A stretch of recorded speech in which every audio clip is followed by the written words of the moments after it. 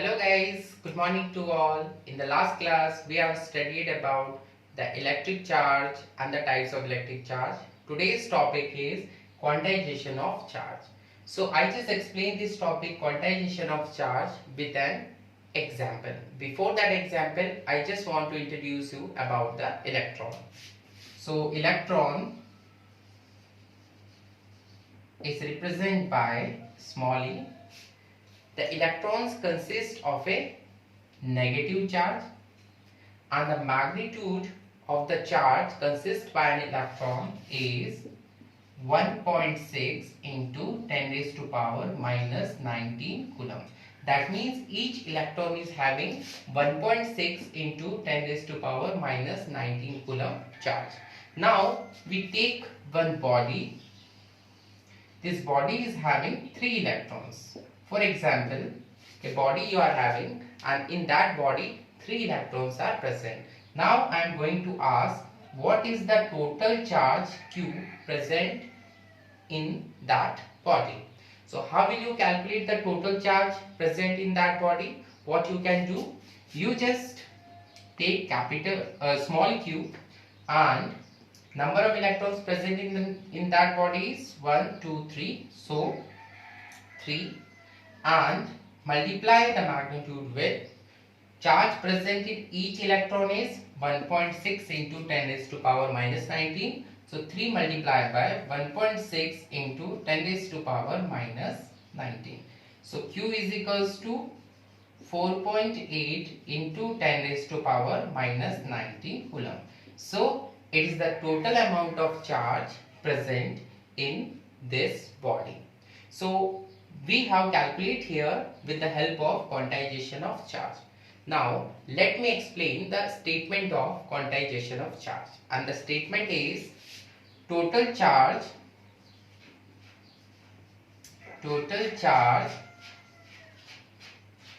on a body is integral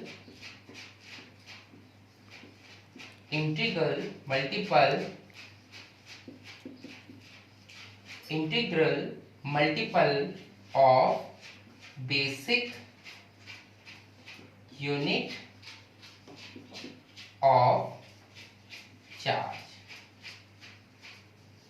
Now just see the statement. The total charge on a body, that is Q, is integral multiple of basic unit of charge. It is the basic unit of charge 1.6 into 10 raised to power minus 19, and here it is the integer, so integral multiple of basic unit of charge. It can be represented by Q is equals to NE. So here E is equals to basic unit charge, N stands for number of charge particle, and Q stands for total charge on the body.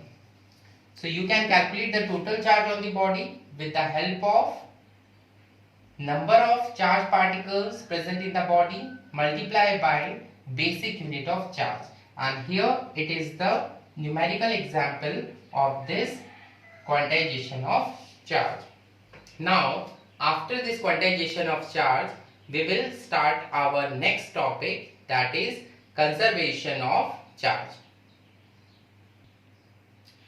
Now the next topic after the quantization of charge is conservation of charge. So what do you mean by the conservation of the charge? That means charge is conserved. So write the statement of conservation of charge. Total charge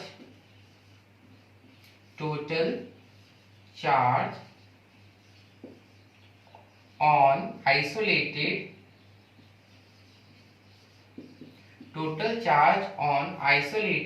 system total charge on isolated system always remains conserved. Let me explain you about the isolated system. Isolated system is that system in which you can't add any charge or you can't take out any charge from the system. If such kind of system is there, in that system the total amount of charge remains the conserved or remains same, because you can't add any charge or you can't take out any charge. So such kind of system is known as isolated system, and in that system the total magnitude of charge is always conserved. Now the next topic after the conservation of charge is Coulomb's law. Coulomb's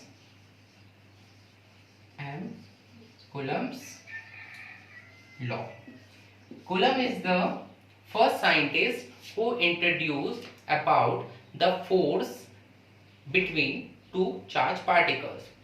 In the last class we have seen the positive charge repel positive charge, a positive charge attract negative charge.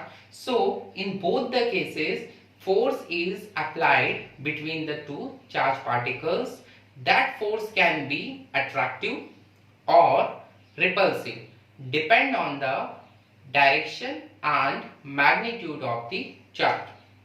Before knowing the Coulomb's law, we just see few examples on which the force depends. So just see one example. Here we have take the first quantity, that is magnitude of charge. On the magnitude of charge, force depends. How it depends? Just see. You have take 1 coulomb positive charge and 1 coulomb positive charge. This 1 coulomb positive charge, when this positive charge, see the positive charge repulsion is there, it will repel. So here repulsion or repulsive force is applied.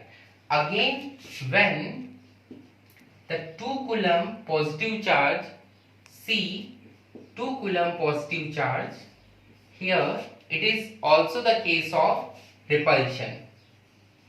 It will also repel. But in both the cases, where the repulsion is more, in 1 coulomb versus 1 coulomb or 2 coulomb versus 2 coulomb, here the repulsion is more. Why? Because the magnitude in this case is more. So Coulomb's force depend on the magnitude of charge. If we will increase the magnitude of charge, repulsion will also increase. The force will also increase. Now we see one more example. If 1 coulomb positive charge is here and 1 coulomb negative charge is there, what would happen? If positive charge see negative charge, it will attract. Again 2 coulomb positive charge see 2 coulomb negative charge, it is also the case of attraction.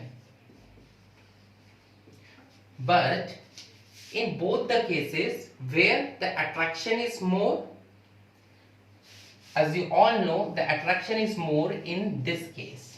Why? Because the magnitude is more here. So we directly conclude that magnitude is direct relation with the force. If we will increase the magnitude of charge, the force will also increase, the force of attraction or the force of repulsion. Now the force is also depend on distance between the two charges. Distance between the two charges. Now see the example. If you are having 1 coulomb positive charge and here 1 coulomb positive charge, the distance between the two charges this.